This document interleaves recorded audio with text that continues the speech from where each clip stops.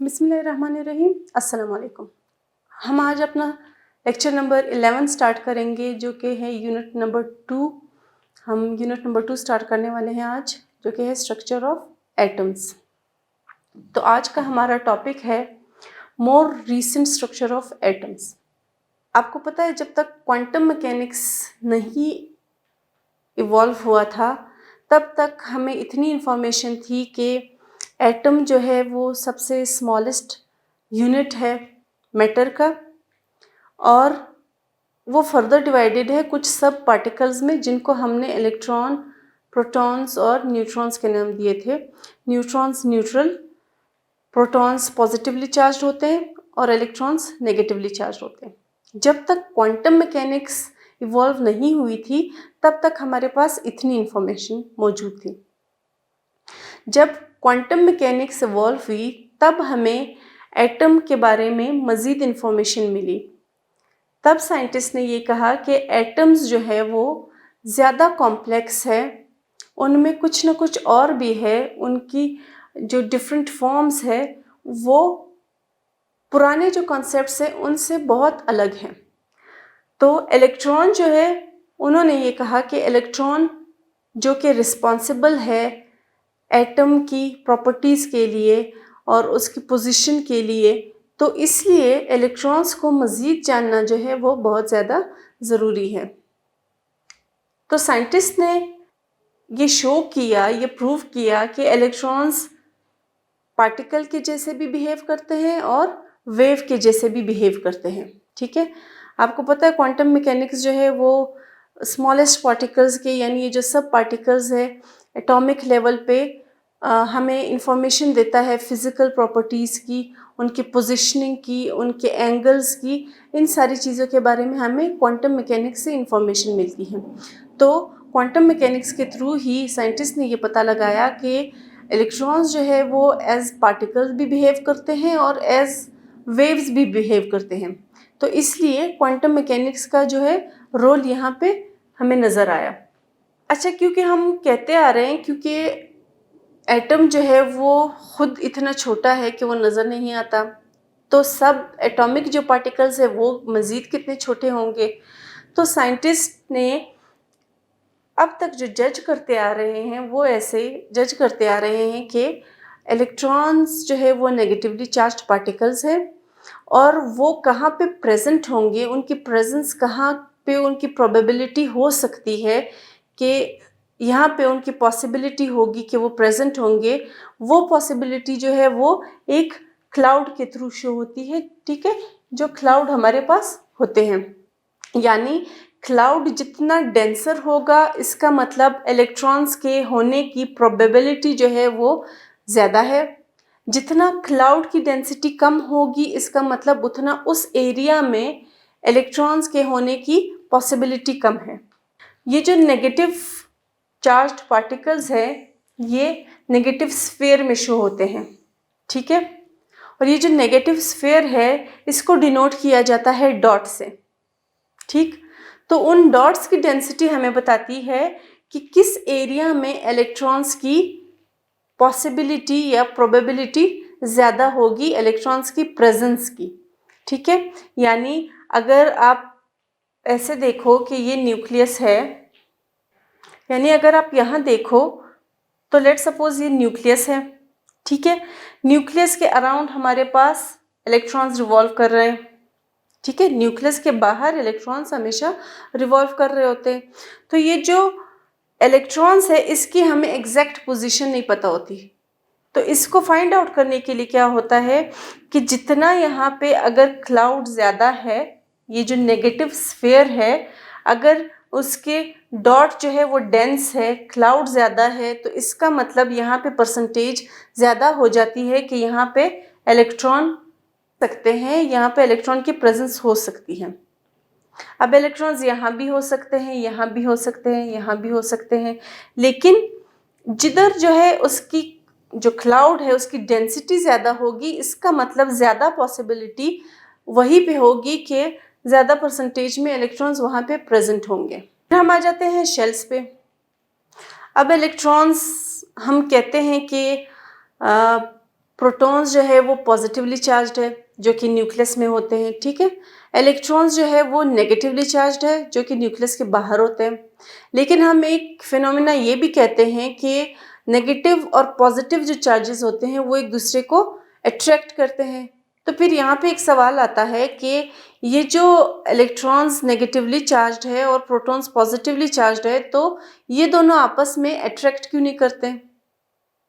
तो इस फिनोमेना को सॉल्व करने के लिए हमारे पास शेल की टर्म आ जाती है। अच्छा जी, हम यहाँ पे एक और फिनोमेना देख लेते हैं। हम हमेशा कहते हैं कि इलेक्ट्रॉन्स जो है वो नेगेटिवली चार्ज्ड है, प्रोटॉन्स जो है वो पॉजिटिवली चार्ज्ड है।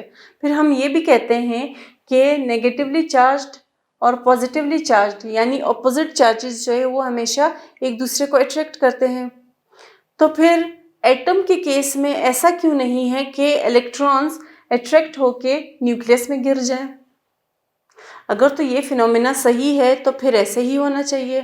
फिर इलेक्ट्रॉन्स अट्रैक्ट क्यों नहीं होते प्रोटॉन्स की तरफ? वो बाहर न्यूक्लियस के इर्द गिर्द रिवॉल्व कैसे करते हैं? ये फिनोमेना जो है हमें शेल्स बताएंगे, क्योंकि इलेक्ट्रॉन्स जो है वो शेल्स के अंदर रहकर अपनी मूवमेंट कर रहे होते हैं, ठीक है।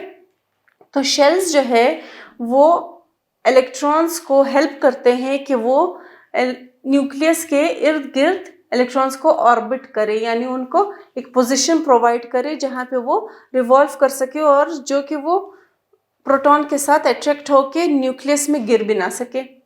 तो जो इलेक्ट्रॉन्स को न्यूक्लियस के अराउंड ऑर्बिट प्रोवाइड करते हैं वो कहलाते हैं हमारे पास शेल्स, ठीक है। यानी शेल्स जो है वो स्पेस प्रोवाइड करते हैं। अच्छा जी, अब यहाँ तक क्लियर हो गया कि इलेक्ट्रॉन्स जो है वो क्लाउड के थ्रू अपनी प्रेजेंस शो करते हैं, या साइंटिस्ट जो है वो क्लाउड के थ्रू ये बताते हैं कि कहाँ पे इलेक्ट्रॉन्स की प्रोबेबिलिटी होने की होगी। अब हम यहाँ पे एक और चीज़ देख लेते हैं। हम कहते हैं कि इलेक्ट्रॉन्स नेगेटिवली चार्ज्ड है। यहाँ पे न्यूक्लियस में प्रोटॉन्स जो है वो पॉजिटिवली चार्ज्ड है, ठीक है। न्यूक्लियस में प्रोटॉन्स जो है वो हमारे पास होते हैं पॉजिटिवली चार्ज्ड। तो आपको पता है हम हमेशा से कहते आ रहे हैं कि नेगेटिव और पॉजिटिव चार्जेस यानी ऑपोजिट चार्जेस हमेशा एक दूसरे को अट्रैक्ट करती है। तो फिर तो इस हिसाब से ये इलेक्ट्रॉन्स अट्रैक्ट होके इस न्यूक्लियस में फॉल क्यों नहीं करते? न्यूक्लियस में पॉजिटिवली चार्ज्ड है ना प्रोटॉन्स, तो इसका मतलब इलेक्ट्रॉन्स को अट्रैक्ट होना चाहिए उन प्रोटॉन्स की तरफ और वो फॉल होने चाहिए न्यूक्लियस में। लेकिन ऐसा नहीं होता। ऐसा क्यों नहीं होता? ऐसा शेल्स की वजह से नहीं होता, क्योंकि इलेक्ट्रॉन्स जो है वो शेल्स में रिवॉल्व कर रहे होते हैं। वो न्यूक्लियस के इर्द गिर्द घूम तो रहे होते हैं, लेकिन उनकी स्पेसिफिक पोजीशनिंग होती है, उनके लिए स्पेसिफिक बाउंड्री लाइन होती है जिसमें वो रिवॉल्व कर रहे होते हैं, इर्द गिर्द घूम रहे होते हैं। वो जो बाउंड्रीज होती है वो हमारे पास शेल्स कहलाती हैं। यानी शेल्स जो है वो इलेक्ट्रॉन्स को न्यूक्लियस के इर्द गिर्द ऑर्बिट प्रोवाइड करता है जहाँ पे वो अलग अलग रेंजेस में मूव कर पाए, ठीक है। शेल्स जो है वो इलेक्ट्रॉन्स को स्पेस प्रोवाइड करता है कि वो वहाँ पे मूव कर सके बिना न्यूक्लियस में फॉल किए हुए, बिना प्रोटॉन की तरफ अट्रैक्ट किए हुए, ठीक है।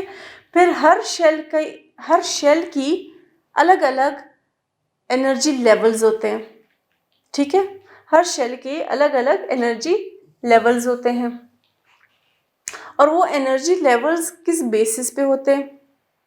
जितना आपका शेल न्यूक्लियस के करीब होगा उतनी उसकी एनर्जी कम होगी, ठीक है।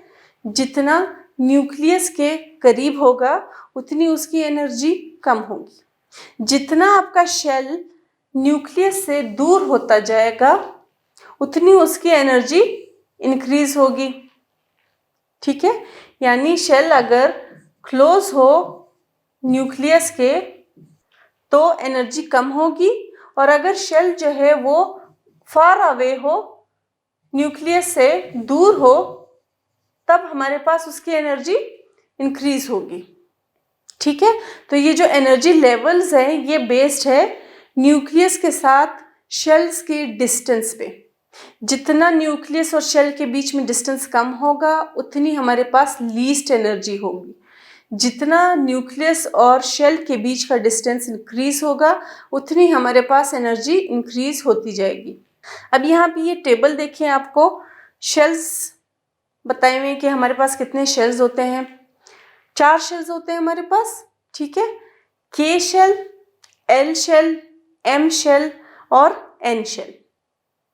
अब के शेल जो है वो न्यूक्लियस के सबसे करीब होता है, ठीक है। न्यूक्लियस के सबसे करीब होने की वजह से इसकी एनर्जी सबसे कम होगी। फिर जैसे जैसे न्यूक्लियस से दूर होते जाएंगे उनकी एनर्जी वैसे वैसे इंक्रीज होती जाएगी। तो इस हिसाब से अगर हम देखें, क्योंकि हमने कहा कि एनर्जी बेस्ड है डिस्टेंस के न्यूक्लियस और शेल के बीच के, तो इसका मतलब के शेल की अगर हम बात करें तो ये न्यूक्लियस के सबसे करीब है, ठीक है। तो इसका मतलब यहाँ पे लीस्ट एनर्जी होगी। फिर उसके बाद आता है एल शेल, उसके बाद आता है एम शेल और लास्ट में आता है हमारे पास एन शेल। तो यहाँ पे न्यूक्लियस और एन शेल के बीच में बहुत ज़्यादा डिस्टेंस है। तो उस डिस्टेंस की वजह से क्या हुआ कि यहाँ पे हमारे पास एनर्जी जो है वो सबसे ज़्यादा होगी और के में एनर्जी सबसे कम होगी, ठीक है। फिर हम देखते हैं कि हर शेल में मैक्सिमम नंबर ऑफ इलेक्ट्रॉन्स कितने हो सकते हैं, यानी इलेक्ट्रॉन्स जो रिवॉल्व करते हैं उनके लिए एक स्पेसिफिकेशंस हैं, उनके लिए एक मैक्सिमम नंबर अलॉटेड है कि पर्टिकुलर शेल्स में इतने ही इलेक्ट्रॉन्स रिवॉल्व कर सकते हैं, प्रेजेंट हो सकते हैं, उससे ज़्यादा इलेक्ट्रॉन्स प्रेजेंट नहीं हो सकते। तो हम सबसे पहले अगर बात करें पहले शेल की, जो कि के शेल है। के शेल में हमारे पास मैक्सिमम नंबर ऑफ इलेक्ट्रॉन्स 2 होते हैं, यानी जब भी इलेक्ट्रॉन्स की प्लेसमेंट की बारी आएगी तो जब हम उनको के शेल में प्लेस करेंगे तो हम 1 या 2 इलेक्ट्रॉन्स प्लेस कर सकते हैं, 3 इलेक्ट्रॉन्स हम प्लेस नहीं कर सकते। क्यों? क्योंकि यहाँ पे जो मैक्सिमम नंबर अलाउड है वो 2 ही है। तो इसका मतलब 2 से कम तो हो सकते हैं लेकिन 2 से ज़्यादा इलेक्ट्रॉन्स के शेल में नहीं हो सकते। फिर एल शेल जो सेकंड शेल है हमारे पास, उसमें हमारे पास इलेक्ट्रॉन्स होंगे 8, यानी 8 से ज़्यादा हम नहीं ले सकते। 6 हो सकते हैं, 7 हो सकते हैं, 2 हो सकते हैं, 5 हो सकते हैं, 8 से कम हो सकते हैं लेकिन 8 से ज़्यादा नहीं हो सकते। मैक्सिमम जो नंबर है वो इसका 8 होगा। एम शेल का मैक्सिमम नंबर ऑफ इलेक्ट्रॉन्स होगा 18, 18 से ऊपर नहीं जा सकते, 19 पे नहीं जा सकते हम, ठीक है। और लास्ट जो शेल है जिसकी एनर्जी सबसे ज़्यादा होती है, वहाँ पे इलेक्ट्रॉन्स की प्रोबेबिलिटी या इलेक्ट्रॉन्स की जो पॉसिबिलिटी है होने की मैक्सिमम नंबर्स की, वो कितनी होगी? 32 होगी। 32 से ऊपर नहीं जा सकते। 32 के नीचे 2, 8, 18, 20, 30 ये सब हो सकते हैं, ठीक है। फिर हम आ जाते हैं सब शेल पे। ये बात तो क्लियर होगी कि इलेक्ट्रॉन्स जो है वो न्यूक्लियस में इसलिए फॉल नहीं करते क्योंकि वो शेल्स में रिवॉल्व करते हैं। पहले तो वो शेल्स में, शेल्स के अंदर, फिर सब शेल्स में रिवॉल्व करते हैं और सब शेल के अंदर ऑर्बिटल्स में रिवॉल्व करते हैं, जो हम अब आगे देखेंगे। अगर आप किसी एटम की पिक्चर देखो तो जहाँ पे इलेक्ट्रॉन्स की पॉसिबिलिटी होने की सबसे ज़्यादा होगी उस एरिया को कहा जाएगा सब शेल या ऑर्बिटल, ठीक है। शेल तो हमने कह दिया कि वो प्रोवाइड करता है पोजीशन, इलेक्ट्रॉन्स को ऑर्बिट प्रोवाइड करता है जहाँ पे वो रिवॉल्व कर सके। शेल्स में भी जहाँ पे इलेक्ट्रॉन्स की होने की पॉसिबिलिटी सबसे ज़्यादा होगी, सबसे ज़्यादा चांसेस होंगे, वहाँ उस एरिया को हम कहते हैं सब शेल या ऑर्बिटल। और किसी भी एटम में बहुत अलग अलग किस्म के सब शेल्स होते हैं, वेरियस सब शेल्स होते हैं। सब शेल को मज़ीद डिवाइड किया जाता है और किसी भी एटम में वेरियस सब शेल्स होते हैं। सब शेल जो है वो डिवीजन है शेल की, ठीक है, यानी ये फर्दर डिवीजन है शेल की। जैसे जैसे शेल के नंबर्स इंक्रीज होते जाते हैं वैसे वैसे शेल का साइज भी इंक्रीज होता जाता है। तो जैसे जैसे शेल का साइज इंक्रीज होता जाता है उसमें सब शेल्स भी इंक्रीज होते जाते हैं, ठीक है। जैसे के शेल है तो के शेल में हमारे पास सब शेल्स जो है वो कम होंगे। कितने होंगे ये हम आगे देखते हैं। लेकिन उसी तरह अगर आप एल शेल देखोगे तो उसमें सब शेल का नंबर जो है इंक्रीज हो जाएगा। एम शेल में उससे मज़ीद इंक्रीज हो जाएगा और एन शेल में maximum number of sub shells involve होंगे। तो इसका मतलब सब शेल्स जो है वो शेल की फर्दर डिवीजन है और जैसे जैसे शेल का साइज इंक्रीज होता जाता है वैसे वैसे सब शेल्स के नंबर भी ज़्यादा होते जाते हैं, इंक्रीज होते जाते हैं। वैसे ही ज़्यादा सब शेल्स होंगे और उतने ही ज़्यादा ऑर्बिटल्स भी उसमें इंक्लूड होंगे। इलेक्ट्रॉन्स के जो शेल होते हैं उनमें एक या एक से ज़्यादा सब शेल्स हो सकते हैं, अभी हमने यही बात की। फिर सब शेल्स जो होते हैं, ठीक है, उनमें एक या एक से ज़्यादा एटॉमिक ऑर्बिटल्स हो सकते हैं। यानी अगर आप समझने के लिए देखो तो इलेक्ट्रॉन जो है वो पहले तो शेल में रिवॉल्व कर रहा है। शेल के अंदर कहाँ रिवॉल्व कर रहा है? सब शेल्स में, ठीक है। सब शेल्स में भी मजीद अगर हम इसको डिवाइड करें तो वो ऑर्बिटल्स में मूव कर रहा होता है, ठीक है। यानी इलेक्ट्रॉन्स प्रोटॉन्स के पास इसलिए नहीं जाते क्योंकि उनके इतने वॉल्स बने हुए हैं, इतनी उनकी बाउंड्रीज है।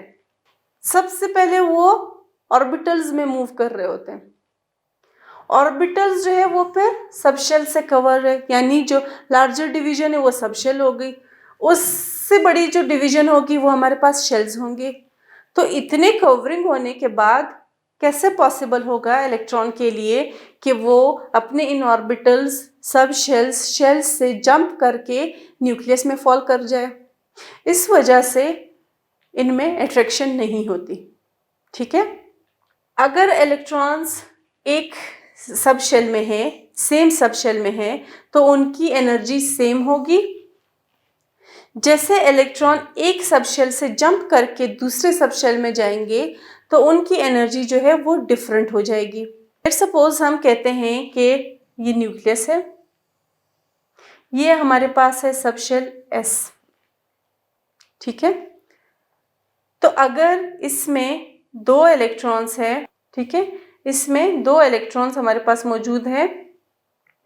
ये दो इलेक्ट्रॉन्स की अब सेम एनर्जी है, पूरे इलेक्ट्रॉन्स की सेम एनर्जी है। क्यों? क्योंकि ये सेम सब शेल में है, एस में है, ठीक है। अगर ये इलेक्ट्रॉन्स एक्साइट होके मूव करते हैं अगले सब शेल में जो कि हमारे पास होता है पी, तो क्या होगा कि इनका जो एनर्जी है वो चेंज हो जाएगी। एनर्जी का चेंज कैसे होगा? इंक्रीज होगा या डिक्रीज? इंक्रीज होगा, क्योंकि हमने शेल्स में बात की थी कि जितना डिस्टेंस न्यूक्लियस और शेल्स के बीच में ज़्यादा होगा उतनी एनर्जी इंक्रीज होगी। तो वही जो रूल है वो यहाँ पे सब शेल्स पे भी अप्लाई होगा, क्योंकि सब शेल्स तो शेल्स की ही सब डिवीजन है। तो इसका मतलब जो शेल क्लोजेस्ट होगा न्यूक्लियस के उसमें इलेक्ट्रॉन्स की एनर्जी लीस्ट होगी। जैसे जैसे सब शेल्स न्यूक्लियस से दूर होते जाएंगे वैसे वैसे उनकी एनर्जी इंक्रीज होगी। सब शेल और ऑर्बिटल्स में एक बेसिक डिफरेंस ये है कि सब शेल जो है वो पार्टिकल फॉर्म में इलेक्ट्रॉन्स की प्रॉपर्टीज बताता है, ठीक है, और ऑर्बिटल्स जो है वो फंक्शन है जो कि इलेक्ट्रॉन्स के वेव लाइक जो बिहेवियर है उसको एक्सप्लेन करता है। हमने पीछे यही बात की थी ना कि इलेक्ट्रॉन्स एज पार्टिकल्स भी एग्जिस्ट करते हैं, बिहेव करते हैं, और एज वेव्स भी बिहेव करते हैं। तो जो वो वेव लाइक जो बिहेवियर है इलेक्ट्रॉन्स का वो हमें कौन बताता है? ऑर्बिटल्स बताता है। और ऑर्बिटल्स जो है वो वो पर्टिकुलर स्पेस है जहाँ पे इलेक्ट्रॉन्स मूव भी करते हैं। किसके अराउंड? न्यूक्लियस के अराउंड। और जो एटॉमिक ऑर्बिटल होता है वो स्पेस होता है जहाँ पे हाईएस्ट प्रोबेबिलिटी होती है इलेक्ट्रॉन्स के होने की। ठीक है। सब शेल जो है वो क्या है? वो एक पाथवे है, जैसे पहले शेल्स था फिर सब शेल्स था, जिस पाथवे पे इलेक्ट्रॉन्स मूव करते हैं शेल के अंदर रहते हुए। यानी शेल के अंदर कौन सा पाथवे प्रोवाइड हुआ है इलेक्ट्रॉन्स को? सब शेल का पाथवे। और उस पाथवे पे चलते वो रिवॉल्व करते हैं। शेल्स की 4 टाइप्स होती हैं। S sub shell. सब शेल्स की 4 टाइप्स होती है। पहला जो सब शेल होता है वो एस सब शेल है, दूसरा पी, तीसरा डी और चौथा एफ। एक चीज यहाँ पे नोट कीजिएगा कि शेल्स को हम कैपिटल लेटर से डिनोट कर रहे थे, KLMN, और सब शेल्स को हम स्मॉल लेटर से डिनोट करेंगे। तो ये जो डिफरेंस है ये भी याद रखिएगा। हमारे पास 4 सब शेल्स होते हैं। हर सब शेल्स के फिर ऑर्बिटल्स भी होते हैं। तो हमने यही बोला था पीछे कि ये एक फर्दर डिवीजन है फ्रॉम असेंडिंग टू डिसेंडिंग, यानी शेल के बाद सब शेल के बाद ऑर्बिटल। शेल में सब शेल पाए जाते हैं, सब शेल्स में ऑर्बिटल्स पाए जाते हैं। तो जो सब शेल होता है वो कंपोज्ड होता है ऑर्बिटल्स के। अब किस सब शेल में कितने ऑर्बिटल्स होते हैं, कौन कौन से ऑर्बिटल्स होते हैं, ये अब हम देखेंगे आगे। और किस शेल में कौन कौन से सब शेल्स होते हैं और उनमें कितने इलेक्ट्रॉन्स होते हैं, ये भी हम आगे देखेंगे। तो जो सब शेल है वो सब डिवीजन है इलेक्ट्रॉनिक शेल्स की, जिनको अलग किया जाता है इलेक्ट्रॉनिक ऑर्बिटल्स के थ्रू। हर सब शेल में एक या एक से ज्यादा ऑर्बिटल्स हो सकते हैं। जैसे एस है, एस सब शेल में होता है एक ऑर्बिटल, पी सब शेल में होते हैं 3 ऑर्बिटल्स, डी में हमारे पास होते हैं 5 ऑर्बिटल्स और एफ में हमारे पास होते हैं 7 ऑर्बिटल्स। ठीक है। शेल में 4 सब शेल्स मौजूद हैं, एस, पी, डी, एफ। फिर हर सब शेल में उनके पर्टिकुलर ऑर्बिटल्स मौजूद है। एस में सिर्फ एक ऑर्बिटल, पी में 3 ऑर्बिटल्स मौजूद है, डी में 5 ऑर्बिटल्स मौजूद है और एफ में 7 ऑर्बिटल्स मौजूद हैं। ये टेबल हमें शो कर रहा है सब शेल्स और उनमें मौजूद होने वाले इलेक्ट्रॉन्स। कौन से इलेक्ट्रॉन्स? Number of maximum. ठीक है, कि मैक्सिमम इनमें कितने इलेक्ट्रॉन्स आ सकते हैं। पहला सब शेल हमारे पास है एस। तो एस में कितने इलेक्ट्रॉन्स आएंगे? 2 से ऊपर नहीं जा सकते। पी में हमारे पास कितने इलेक्ट्रॉन्स आएंगे?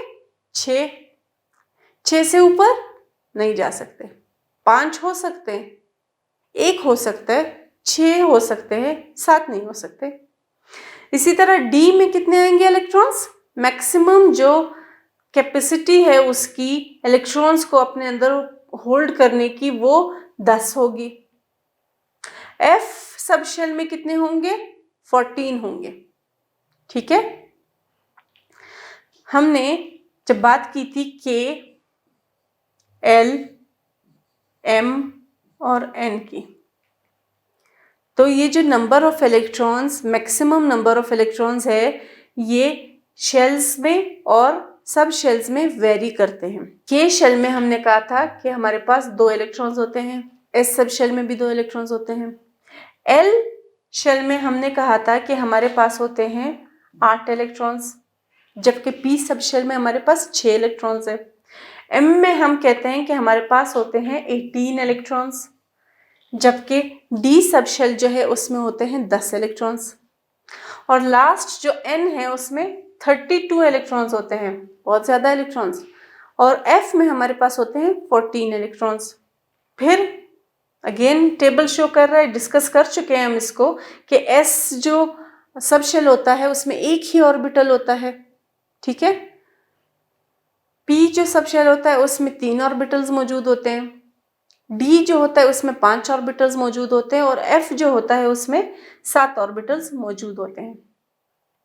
यहाँ पे एक टेबल गिवन है जो कि हमें एक कंप्लीट ओवरव्यू दे रहा है इन सारी चीज़ों का, किसका, शेल का और सब शेल्स का और उनमें प्रेजेंट नंबर ऑफ इलेक्ट्रॉन्स का, ठीक है। और कौन से शेल में कौन कौन से सब शेल्स इंक्लूड हो सकते हैं, ठीक है। यहाँ पे आप देखो, सबसे पहला शेल हमारे पास है के शेल में कितने इलेक्ट्रॉन्स हैं? 2 इलेक्ट्रॉन्स हैं। एस सब शेल में कितने इलेक्ट्रॉन्स हैं? 2 इलेक्ट्रॉन्स हैं। इसका मतलब एस सब शेल जो है वो के में आएगा, यानी के में एस सब शेल भी प्रेजेंट होता है, ठीक है। फिर अगर हम दूसरा देखें तो एल है, एल में हमारे पास कितने इलेक्ट्रॉन्स हैं? 8 इलेक्ट्रॉन्स हैं। पी में हमारे पास कितने इलेक्ट्रॉन्स हैं? 6 इलेक्ट्रॉन्स है। तो एल सब शेल में कौन कौन से सब शेल्स इन्वॉल्व होंगे? 2 सब शेल्स होंगे, एक होगा एस और एक होगा पी। क्यों? क्योंकि हमारे पास जो अवेलेबिलिटी है वो है 8 इलेक्ट्रॉन्स की। तो 2 इलेक्ट्रॉन्स तो हो गए एस के, 6 इलेक्ट्रॉन्स हो गए पी के। तो इसका मतलब इसमें 8 इलेक्ट्रॉन्स आएंगे। तो अगर इन दोनों से 8 बन रहे हैं तो इसका मतलब के शेल में एस सब शेल भी प्रेजेंट होगा और पी सब शेल भी प्रेजेंट होगा। के में सिर्फ एस सब शेल प्रेजेंट होगा, लेकिन एल में एस भी प्रेजेंट होगा और पी भी प्रेजेंट होगा। फिर हम आ जाते हैं एम शेल पे। एम शेल में हमारे पास 18 इलेक्ट्रॉन्स है। यहाँ पे आप इलेक्ट्रॉन्स देखो, 2, 6, 8, 10। तो 10, 6 और 2 हमारे पास बन गए 18। ये 18 किसके बराबर है? इसके बराबर है। तो इसका मतलब एम शेल में हम कौन कौन से सब शेल्स इंक्लूड कर सकते हैं? एस भी इंक्लूड होगा, पी भी इंक्लूड होगा और डी भी इंक्लूड होगा। यानी 2 से लेके 18 इलेक्ट्रॉन्स तक जो जो भी सब शेल्स होंगे वो सब एम में इंक्लूड होंगे, क्योंकि उसका मैक्सिमम नंबर 18 है और वो तीनों सब शेल्स मिलके वो नंबर प्रोवाइड कर सकते हैं। ऐसा तब होगा जब हमें ज़रूरत होगी, ज़रूरी नहीं कि हमें वो दोनों चाहिए हो, वो तीनों चाहिए हो, ठीक है। सिर्फ एस और पी भी हो सकता है। तो ये 10, 6 और 2 मिलके हमें 18 प्रोवाइड कर रहे हैं। 18 क्या है? नंबर ऑफ मैक्सिमम इलेक्ट्रॉन्स है इन एम शेल। तो इसका मतलब एम शेल में एस भी आएगा, पी भी आएगा, डी भी आएगा। अगर सिर्फ एस और पी आएगा तो इसका मतलब वो एल शेल होगा। अगर सिर्फ एस आएगा तो इसका मतलब वो के शेल होगा। अगर एस, पी, डी, एफ आएगा तो इसका मतलब वो हमारे पास सबसे लास्ट शेल एन होगा, जिसकी एनर्जी भी सबसे ज़्यादा होती है न्यूक्लियस से दूर होने की वजह से।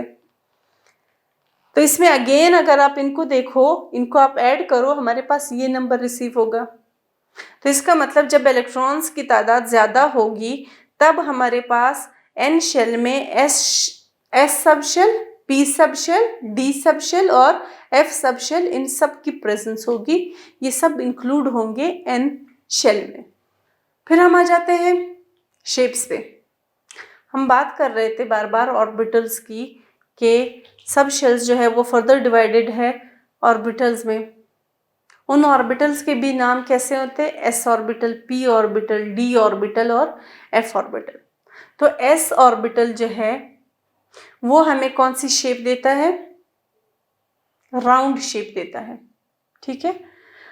स्फेरिकल शेप देता है ये हमें, और ये स्फेरिकल शेप जो होती है उसकी कोई भी डायरेक्शन नहीं होती है, ये डायरेक्शन लेस होती है। यानी एस सब शेल में जो एस ऑर्बिटल, हमने पीछे कहा था कि एस सब शेल में एक ही ऑर्बिटल होता है। कौन सा ऑर्बिटल? s ऑर्बिटल, और वो जो s ऑर्बिटल है वो हमें जो शेप प्रोवाइड करता है वो होती है स्फेरिकल शेप, और वो स्फेरिकल शेप जो है उसकी कोई भी डायरेक्शन नहीं होती, दिखने में वो ऐसे लगती है। दूसरी जो शेप है, दूसरा जो ऑर्बिटल है वो है p ऑर्बिटल। p ऑर्बिटल जो है वो डम्बेल शेप है, और ये कितने डायरेक्शंस में होती है? 3 डायरेक्शंस में। हम कह रहे थे ना कि p ऑर्बिटल में, p सबशेल में 3 ऑर्बिटल्स होते हैं, यानी px, py, pz। तो ये हमारे पास 3 डायरेक्शंस प्रोवाइड करते हैं, x एक्सिस का, y एक्सिस का और z एक्सिस का। तो p सबशेल में p ऑर्बिटल्स 3 होते हैं जो कि 3 डायरेक्शंस में होते हैं, 3 एक्सिस में होते हैं, x एक्सिस, y एक्सिस और z एक्सिस। d ऑर्बिटल के बारे में हमने कहा था कि 5 उसके ऑर्बिटल्स होते हैं, यानी d सब शेल में 5 ऑर्बिटल्स होते हैं और वो 5 डायरेक्शंस में होते हैं। इसमें आपको सारी डायरेक्शंस गिवन है, dxy होगा, dxz, dyz, dx square minus Y square और dz स्क्वायर। ये सारे क्या हैं? इनके 5 डायरेक्शंस हैं जिनमें ये एग्जिस्ट करता है। नेक्स्ट हमारे पास आ जाता है f ऑर्बिटल। 7 डायरेक्शन में ये एग्जिस्ट करेगा, लोकेट करेगा इलेक्ट्रॉन्स को। शेप कैसी है इसकी? टेट्राहेड्रल शेप है, ठीक है, टेट्राहेड्रल शेप होती है इसकी। आप देखो, आपको नजर भी आ रहा होगा। और ये जो 5 डायरेक्शंस है उनको जो स्पेसिफिक नेम से हम जानते हैं वो ये हैं। तो f सबशेल में 7 ऑर्बिटल्स होते हैं जो कि 7 अलग अलग डायरेक्शंस में लोकेटेड होते हैं, और उनकी शेप जो है वो टेट्राहेड्रल होती है। अब हम जरा थोड़ा सा पीछे चले जाते हैं। यहाँ पे अगेन हमें शेल्स, सब शेल्स और ऑर्बिटल्स की टेबल फॉर्म में कुछ एक्सप्लेनेशंस है कि अगर हमारे पास एक शेल है जिसमें n इक्वल है 1 के, तो इसका मतलब नंबर ऑफ सब शेल्स कितने होंगे? उसमें 1 होगा। कौन सा होगा? 1s होगा। ऑर्बिटल कितने होंगे? s में आपको पता है 1 ऑर्बिटल होता है। इलेक्ट्रॉन्स कितने होंगे?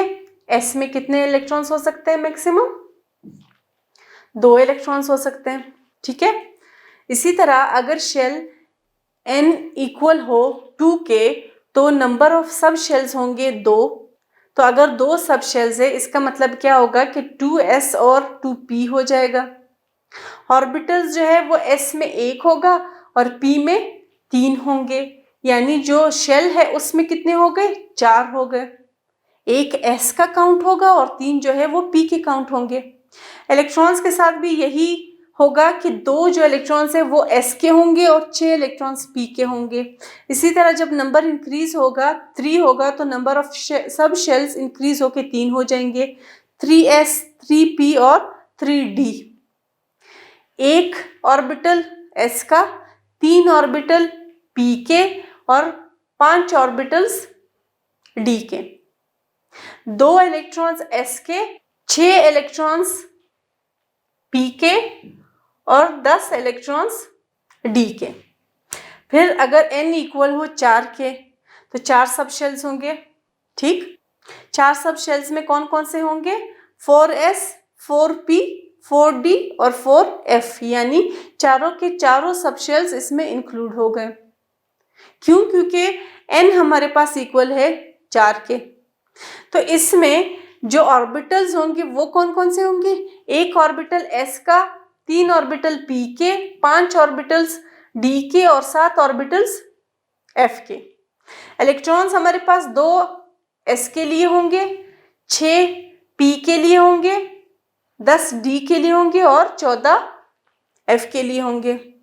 तो हम ये कह सकते हैं कि the number of sub shells in a shell is equal to the shell number.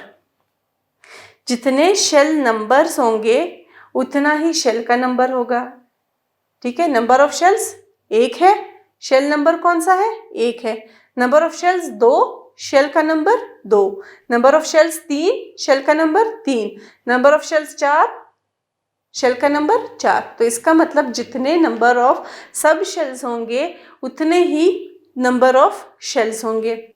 ठीक, जो पहला फर्स्ट सब शेल होगा उसका एक ऑर्बिटल होगा और जितने फिर सब शेल्स होते जाएंगे 2 और ऑर्बिटल्स उसमें ऐड होते जाएंगे, यानी 1 के बाद 3, 3 के बाद 5, 5 के बाद 7, यानी 2 2 उसमें ऐड होते जा रहे हैं। और हर ऑर्बिटल जो है, यहाँ पे हमने शेल्स की बात कर ली कि शेल्स के कौन कौन से शेल कितने इलेक्ट्रॉन्स होल्ड कर सकते हैं, कौन कौन से सब शेल्स कितने इलेक्ट्रॉन्स होल्ड कर सकते हैं, लेकिन हमने ऑर्बिटल की बात नहीं की थी। ऑर्बिटल भी जो है, हर ऑर्बिटल 2 इलेक्ट्रॉन्स जो है सिर्फ होल्ड कर सकता है जिनका ऑपोजिट स्पिन होगा। तो अगर किसी एटम में n बराबर है 3 के, तो इसका मतलब उसमें सारे सब शेल्स होंगे और ऑर्बिटल्स होंगे 3 के, यानी 1s 2s 2p 3s 3p 3d सारे कौन से हैं, 1 से लेके 3 तक हैं। अगर हम ये number n is equal to 4 करते तो ये नंबर हमारे पास 4 तक चला जाता, अगर 5 करते तो 5 तक चला जाता। 1 से स्टार्ट होगा और उस पर्टिकुलर नंबर तक जाएगा। आई होप यहाँ तक सब क्लियर हो गया होगा। Thank you.